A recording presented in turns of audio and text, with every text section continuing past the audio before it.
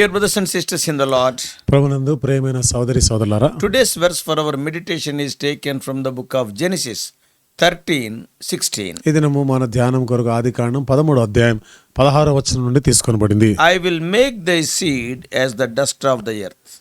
నీ సంతానమును విస్తరింపజేసెదను.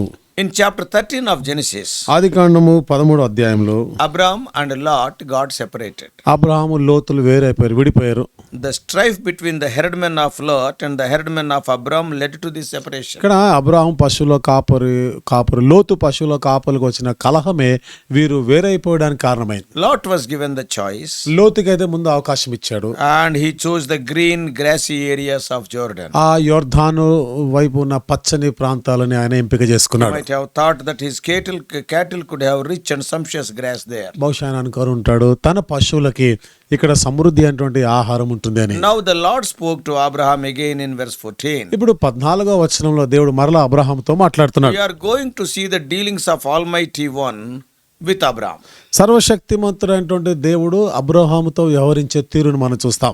The one man who was being educated to hold fellowship with Jehovah as a friend. మరి ఈ ఒక్క వ్యక్తితోనే యెహోవా దేవుడిని తన స్నేహితుడిగా తాను ఈ గ్రహింపు కలిగి ఉన్నాడు. A comforting thought here is that ఇక్కడ మనల్ని ఆదరించేటువంటి మాట ఏమిటిదంటే, our Lord always comes near to his separated ones. మన ప్రభు ఎల్లప్పుడూ కూడా తన కొరకు ప్రత్యేకించబడిన వారి దగ్గరికి సమీపంగా వస్తాడు. It may be that Abraham may be feeling very lonely.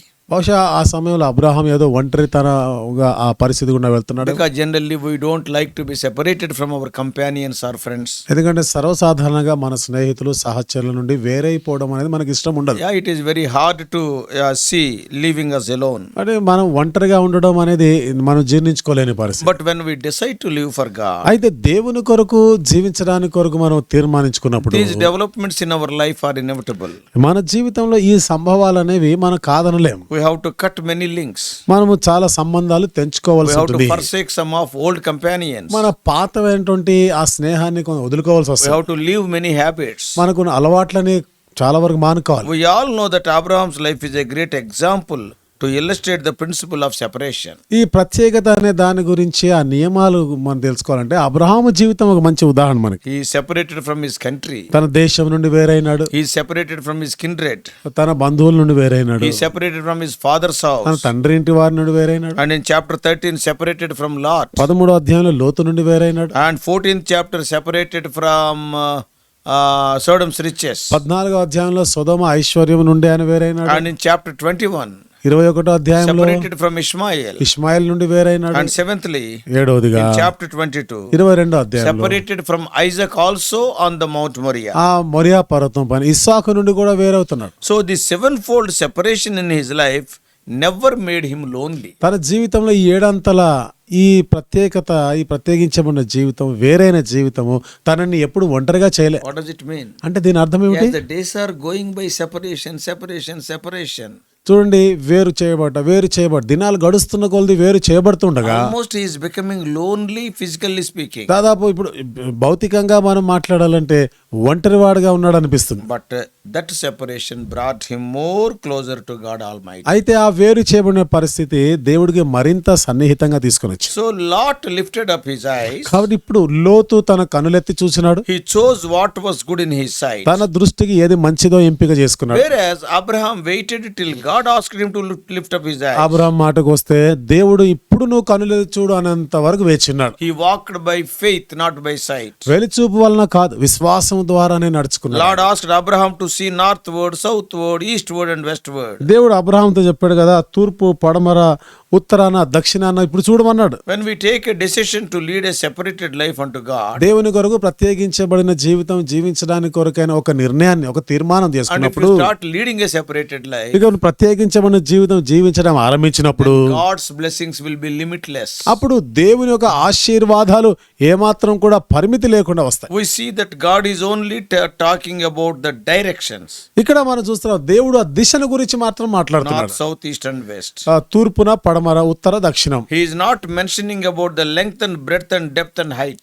మరి ఆయన అక్కడ దాని వెడల్పు, ఎత్తు, లోతు, పొడవు గురించి మాట్లాడడం లేదు. He speaks of the unfathomable love of Christ. ఇది క్రీస్తు యొక్క కొలత కొలత లేని ప్రేమను గురించి The మాట్లాడు. love of Christ passeth human knowledge and understanding. క్రీస్తు ప్రేమ మానవ గ్రాహ్యానికి జ్ఞానమునకు మించినది. When Abraham was asked to look unto the land of Canaan, ఎప్పుడైతే అబ్రహాము కనాను వైపుగా నువ్వు చూడమన్నప్పుడు much of the land of Canaan was hidden behind the hills. అప్పుడు ఎక్కువ శాతము కానాను భూభాగం అంతా కూడా కొండల వెనకాల ఉంటుంది. What does it mean? అంటే దాని అర్థం ఏమిటి?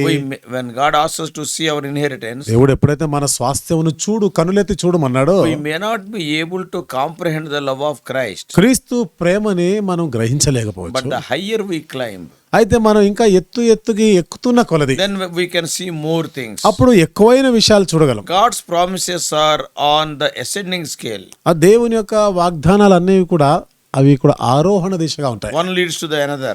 ఒకటి మరొక దానికి నడిపిస్తా ఉంటుంది. Fuller and more blessed than itself. మరి సంపూర్ణంగా మరింత ఎక్కువైన ఆశీర్వాదానికి నడిపిస్తుంది. Here Lord is promising Abraham about his seed. ఇక్కడ దేవుడు అబ్రహాముతో తన సంతతి గురించిన వాగ్దానం We read చేస్తున్నాడు. in this verse for our meditation today. ఇది మన నేటి దిన ధ్యానం కొరకైన వచనంలో మనం చదువుతాం. I will make thy seed as the dust of the earth.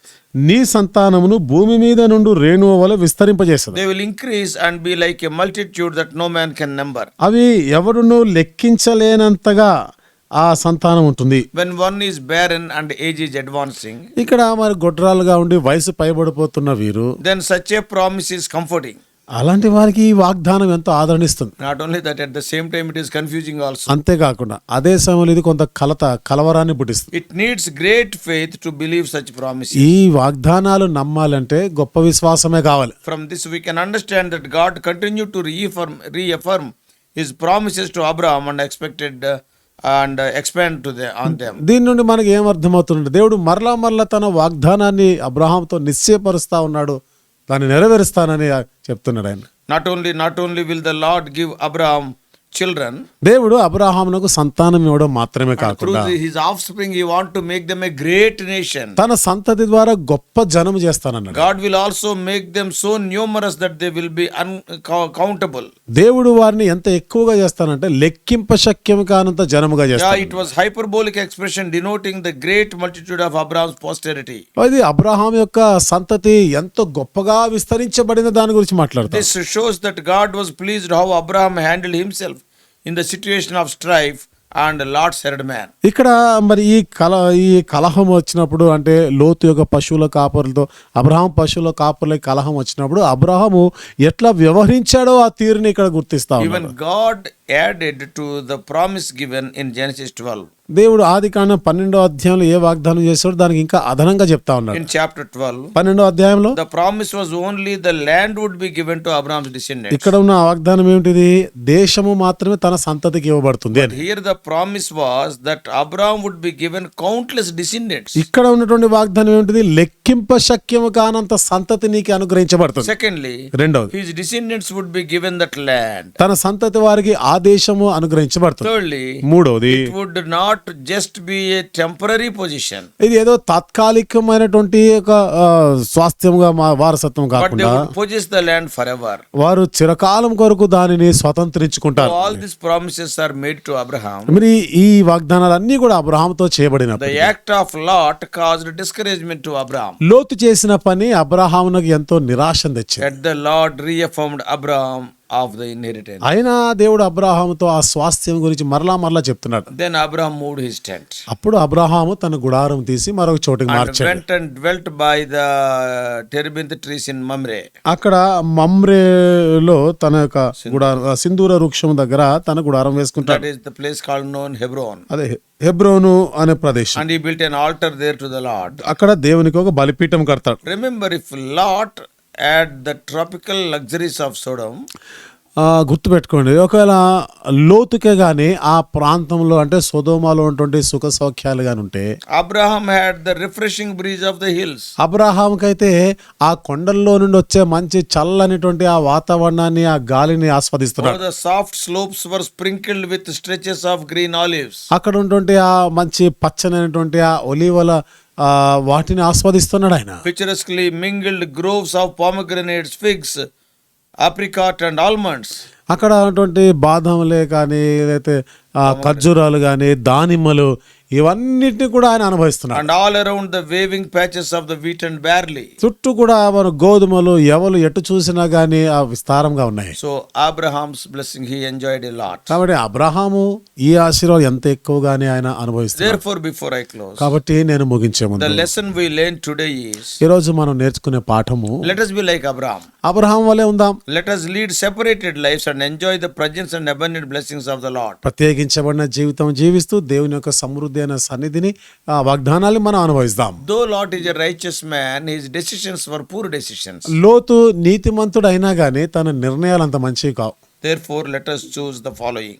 కాబట్టి మన తర్వాత ఉన్నటువంటి వాటిని మనం ఎంపిక చేసుకుందాం. What are they? ఏమిటి అవి? Do you want to follow family or finances? చూడండి, నీకు కుటుంబం కావాలా, ఆర్థికమైనటువంటి స్థితిగతులు కావాలా, Or do you want to follow generosity over greed? ఒకవేళ నువ్వు దాతృత్వాన్ని కోరుకుంటున్నావా లేక దురాశని కోరుకుంటున్నావా? And follow wisdom over wealth? కాబట్టి నువ్వు సంపద ఆస్తి కన్నా జ్ఞానాన్ని నువ్వు కోరుకోవాలి. And desire separation from over sin?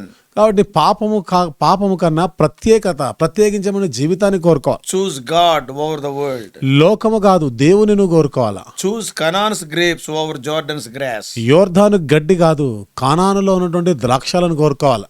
And faith over conflict. నీవు ఆ పోరాటాలు కలహాల మధ్య విశ్వాసమును కోరుకోవాలి. May God bless you. దేవుడు నిన్ను దీవించును గాక. Let us pray. ప్రార్థన చేసుకుందాం. Loving Heavenly Father, ప్రేమగల మా పరలోకపు the తండ్రి, life of Abraham is a wonderful example. Abraham జీవితం ఎంత అద్భుతమైనటువంటి ఒక ఉదాహరణ. The things what he has chosen are eternal. తాను ఏవి ఎంపిక చేసుకున్నాడో అవి నిత్యమైనవి. O Lord, we can see, O Lord, in the pages of the Bible and how Abraham was blessed and Lot was not able to be blessed by God so much.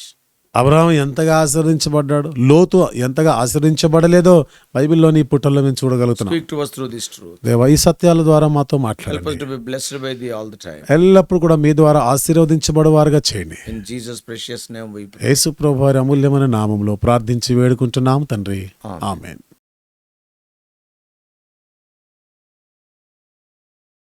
God bless you all. Please subscribe for more spiritual messages to the YouTube channel John Victor Telugu Messages.